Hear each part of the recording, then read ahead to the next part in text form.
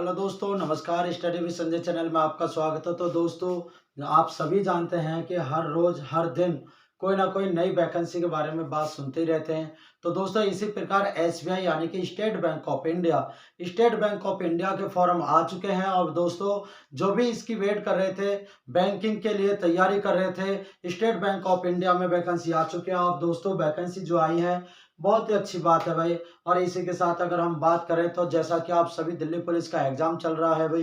Delhi police का 14 तारीख से एग्जाम स्टार्ट है। और जो जो बच्चे यहाँ पे एग्जाम दे करके जो आ चुके हैं, जिन्होंने एग्जाम दे दिया, जिन्होंने नहीं दिया वो तो अभी टारगेट बना रहे हैं अपने पेपर का, दिल्ली पुलिस के पेपर का। और जिन्होंने दे दिया है वो थोड़ा से रिलैक्स हो जाइए और एक वीडियो अच्छे से इसको देखिएगा। और इसे देखने के बाद आप इसकी जानकारी पूरी लेंगे तो बहुत अच्छे से यहाँ पे एक वैकेंसी के बारे में मैं बताने वाला हूँ। और बहुत ही अच्छी वैकेंसी है और बहुत ही रेंज की वैकेंसी है भाई। ठीक है, तो सभी बच्चे यहाँ पर, आप सभी से रिक्वेस्ट है कि आप इस वीडियो को लास्ट तक देखेंगे। SBI state bank of India में जो वैकेंसी आई है वो कितनी आई है, एज कितनी रहने वाली है, सिलेबस क्या है और एग्जाम पैटर्न क्या होगा, पेपर कैसा होगा, हर चीज के बारे में हम पूरी डिटेल में यहाँ लास्ट तक समझेंगे। तो दोस्तों, आपको बने रहना है वीडियो पर। तो दोस्तों, बने रहेगा। हमारे इस वीडियो पर स्टार्ट करते हैं। तो दोस्तों, लाइक कर दीजिएगा इस वीडियो को। तो दोस्तों, यहाँ पे देख पा रहे होंगे मैंने लिखा है स्टेट बैंक ऑफ इंडिया यानी एसबीआई। एसबीआई में वैकेंसी आ चुकी है, बम्पर वैकेंसी जिसे बोला जाता है। तो दोस्तों, स्टार्ट करते हैं इसके बारे में क्या क्या नॉलेज मिली है हमें। तो सबसे पहले हम बात करें वैकेंसी की। तो दोस्तों, वैकेंसी जो आई है ना, वो एसबीआई में टोटल वैकेंसी 8,283 वैकेंसी आई है। कितने आई है? 8,283। अब दोस्तों, 8,283 जो वैकेंसी आई है वो पूरे भारत के लिए आई है। सेंट्रल की वैकेंसी होती है तो पूरे भारत में होगी भाई। अब पूरे भारत में है तो किस राज्य में कितनी पोस्ट है और किस कैटेगरी के लिए कितनी पोस्ट होंगी वो बाकायदा पूरी नोटिफिकेशन में डिटेल में दे दिया गया है भाई। ठीक है, तो अगर बात करें तो 8,283 वैकेंसी आ चुकी है। अब ये फॉर्म कब से है भाई? तो यहाँ पे लिखा स्टार्ट फॉर्म। और फॉर्म जो स्टार्ट हुआ तो दोस्तों आज ही से, यानी कि आज 17 नवंबर 2023, आज से ही यहाँ पे फॉर्म स्टार्ट हो चुके हैं। जो अब ये वीडियो देख रहे हैं उनको 18 तारीख दिख रही होगी, 18 तारीख में देख रहे होंगे।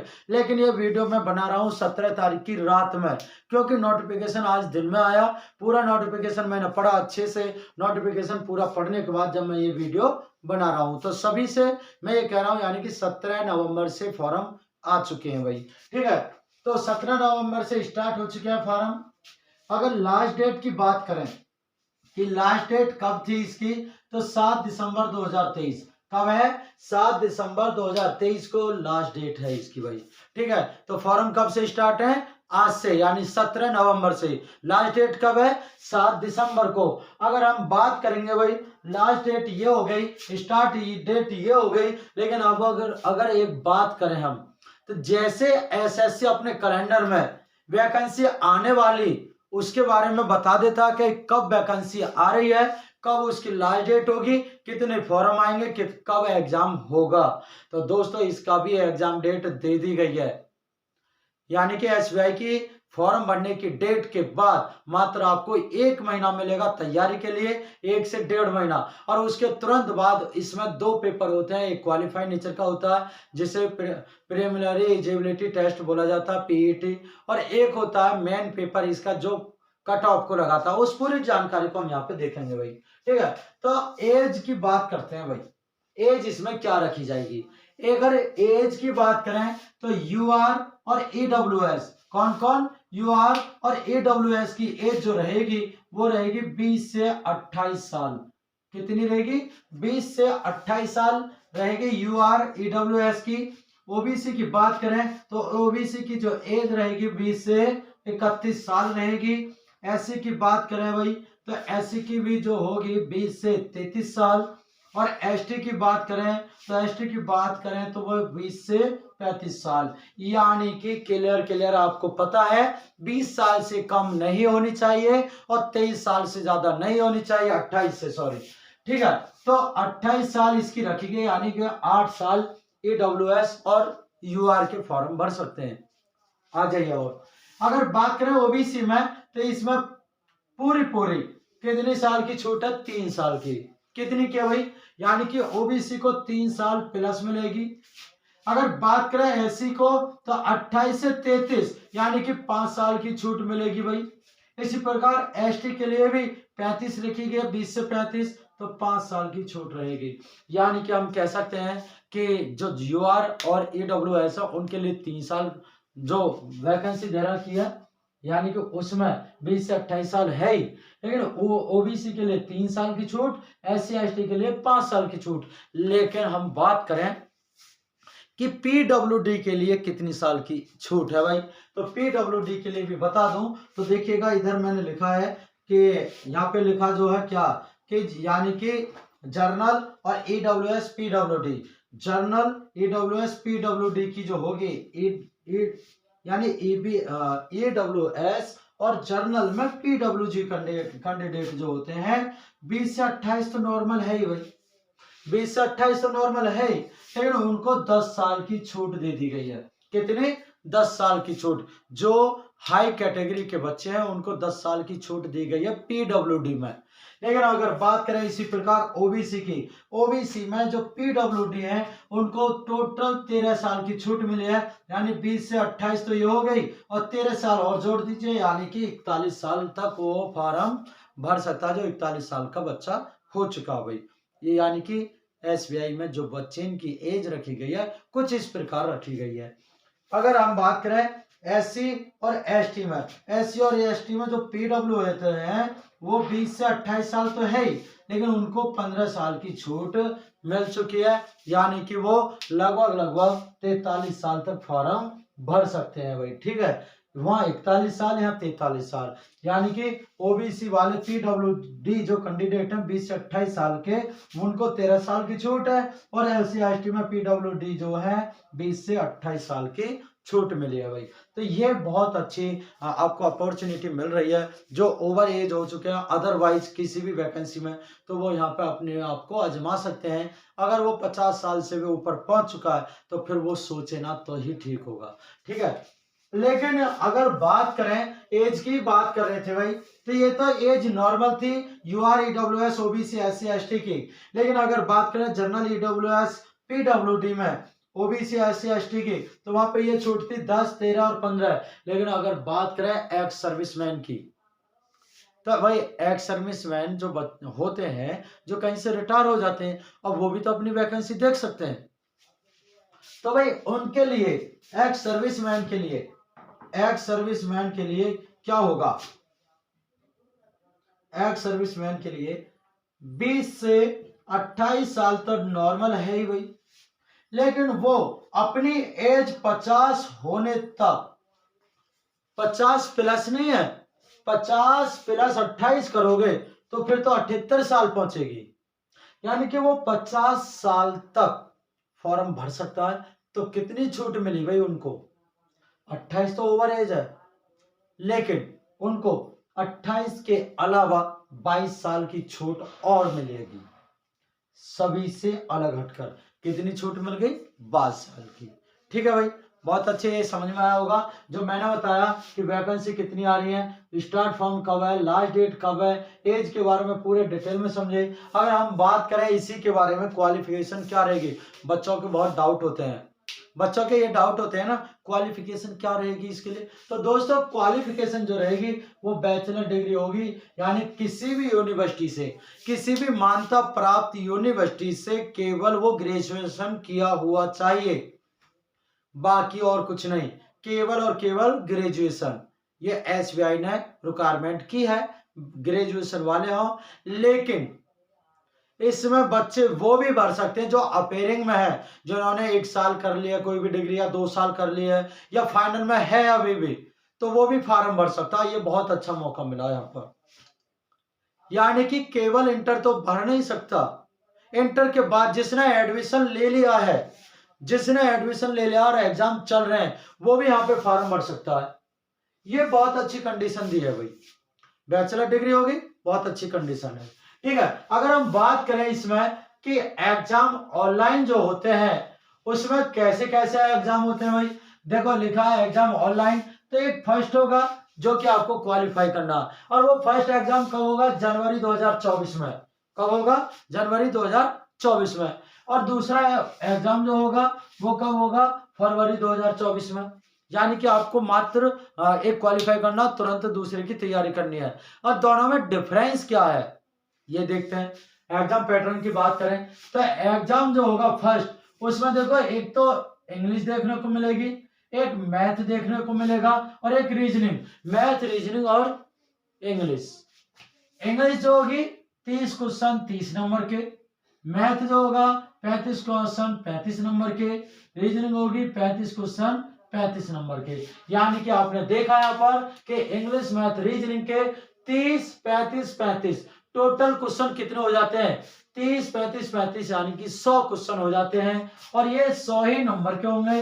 100 क्वेश्चन 100 नंबर के भाई, 100 क्वेश्चन 100 नंबर के होंगे। लेकिन सबसे बड़ी बात ये आती है कि आपको 60 ही मिनट में करने हैं। 70 क्वेश्चन तो वो हो गए जो मैथ और रीजनिंग के हैं और जो हमें सॉल्व करने हैं। अब सोचिएगा आप यहाँ पर कितने बच्चे पास हो पाएंगे? बहुत कम बच्चे पास हो पाएंगे, क्योंकि टाइम टेकन एग्जाम होगा ये। 100 क्वेश्चन के लिए कम से कम 90 मिनट का टाइम होना चाहिए था, लेकिन वो नहीं मिला है। 60 मिनट में आपको 100 क्वेश्चन करने हैं, 100 नंबर के होंगे, क्वालिफाई हो जाएंगे। तब आपको एग्जाम जो फरवरी में होगा वो सेकंड एग्जाम होगा। समझ रहे हैं भाई? लेकिन अगर बात करें पहले ही एग्जाम के, तो उसमें नेगेटिव जो होने वाले है, नेगेटिव 1/4 की होगी। ये एसएससी की तरह रखता है, ये बहुत अच्छा लगा मुझे, क्योंकि रेलवे में 1/3 की नेगेटिव होते जो कि बहुत खतरनाक है। जबकि एसबीआई और एसएससी में तो बहुत ही कम नेगेटिव होती है 1/4 की। तो ये तो फिर भी 1/3 से अच्छी है भाई। ठीक है, अब चलते हैं भाई, देखते हैं सेकंड एग्जाम। सेकंड एग्जाम का पैटर्न जो रखा गया है वो कुछ ये होगा, जिसमें मैथ क्वेश्चन 50 क्वेश्चन होंगे, रीजनिंग के 50 क्वेश्चन होंगे, जीके सीए के 50 क्वेश्चन होंगे, इंग्लिश के 4 क्वेश्चन होंगे। लेकिन बात करें भाई, ये जो हो ना, इधर देखना भाई बहुत अच्छे से, मैं जो बोल रहा हूं कि यहाँ पे 50 क्वेश्चन 50 नंबर के होंगे, यहाँ पर 50 क्वेश्चन 60 नंबर के होंगे। यानी कि रीजनिंग में आपको 50 क्वेश्चन 60 नंबर के हो जाएंगे।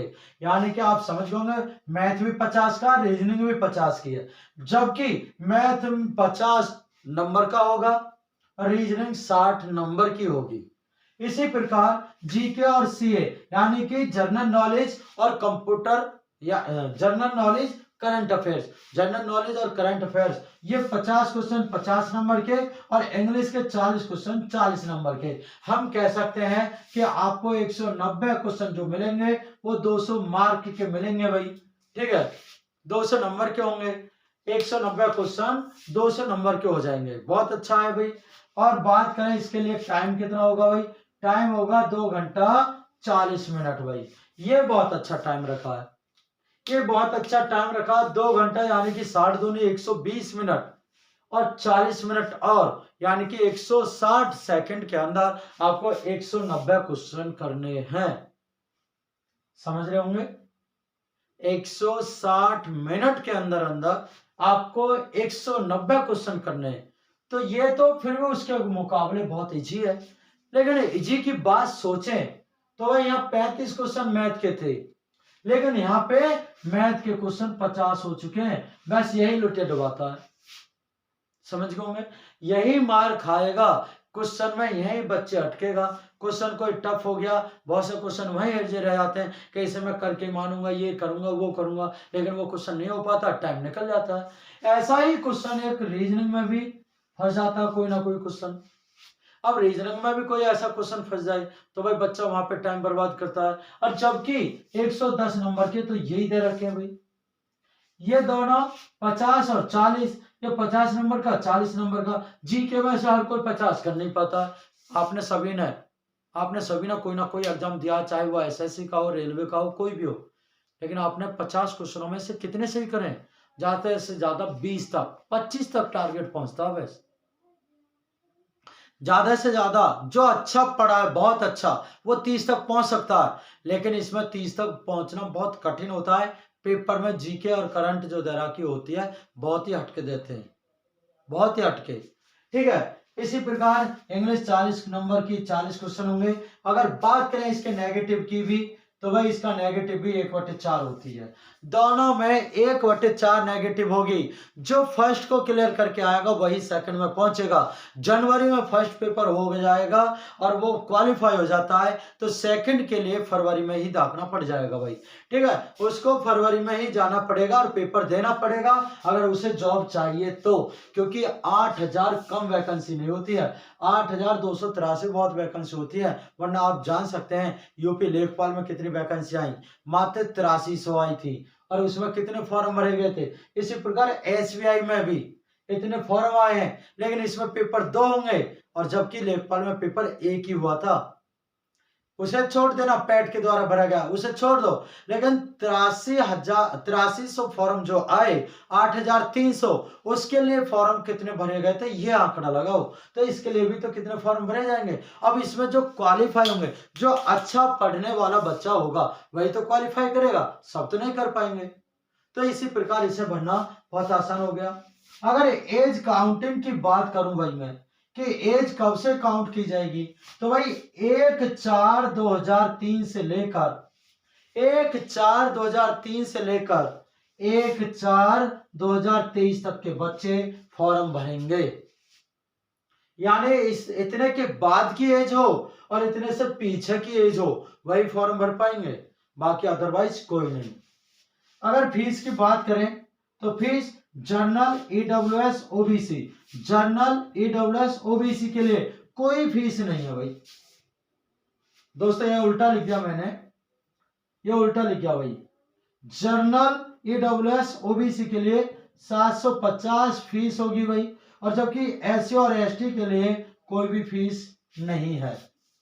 ठीक है, एससी एसटी के लिए कोई फीस नहीं है। जनरल ईडब्ल्यूएस ओबीसी के लिए 750 रुपए फीस रखी गई है एसबीआई के लिए। अब बच्चे यहाँ पे ये सोचेंगे भाई, जो अपर कास्ट है, जो हाई कास्ट है, वो पैसे को देखकर रुकेगा, जो छोटी कास्ट का वो फॉर्म भरेगा, फॉर्म भरेगा तो बच्चे वहां पे ज्यादा क्लियर करेंगे भी।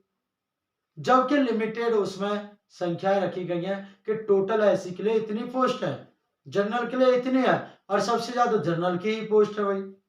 तो भाई जनरल के बच्चे भरेंगे नहीं और जनरल की ज्यादा पोस्ट है, इसका मतलब खाली जानी है भाई। तो आप एससी वालों के लिए कितना बढ़िया मौका मिला है कि आप इसे क्लियर कर सकते हैं और जॉब प्राप्त कर सकते हैं एससी एसटी वाले।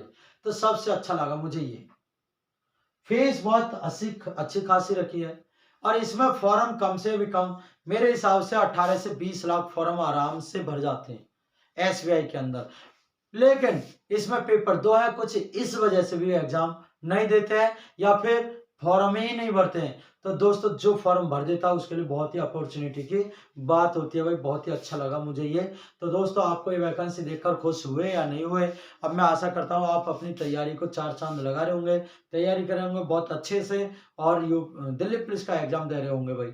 जिन्होंने नहीं दिया वो दे देंगे, जिन्होंने दे दिया वो दूसरी तरफ जैसे एसएससी जीडी की तरफ, यूपी पुलिस की तरफ, एमटीएस की तरफ, सीएचएसएल की तरफ, सीजीएल की तरफ, वो उसकी तैयारी में लग रहे होंगे, लेकिन ठाली नहीं बैठोगे। जो जुनून का होगा, आपके सामने मैं चालना ही सुनाता हूं। जो सपने दिन में देखता है वो कभी कामयाब नहीं होता है, जो सपने रात में जग कर देखता है वो हमेशा कामयाब होता है। यानी कि मैंने ये नहीं बोला है कि दिन में सो करके देखता है या जग कर देखता है, नहीं। जो दिन में सपने देखता है, चाहे सोकर देख रहा है या रात में जग के देख रहा है, तो वो दोनों ही अपोजिट हैं। दिन में जग कर भी सपने देख लेगा तब भी पूरा नहीं करेगा। रात में अगर वो जग कर के सपना तैयार कर रहा है, यानी किताब कॉपी में घुसे बैठा है, तो इसका मतलब वो अपना सपना पूरा कर पाएगा। तो दोस्तों इस बात से कितने सहमत हैं आप?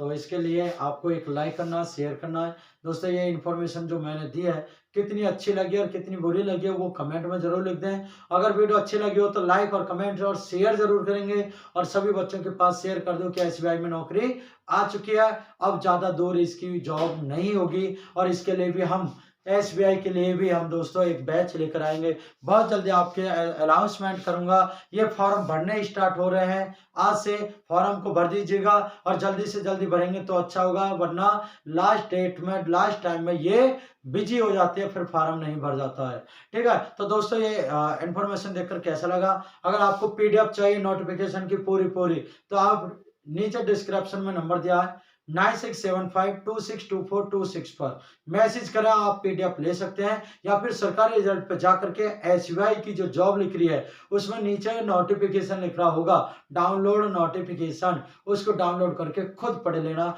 तो दोस्तों यहाँ पे ये इंफॉर्मेशन लेकर आया, अच्छी लगी हो तो लाइक करना, शेयर करना। मिलते हैं नई वीडियो में, जब तक के लिए बने रहिएगा। जय हिंद, जय भारत।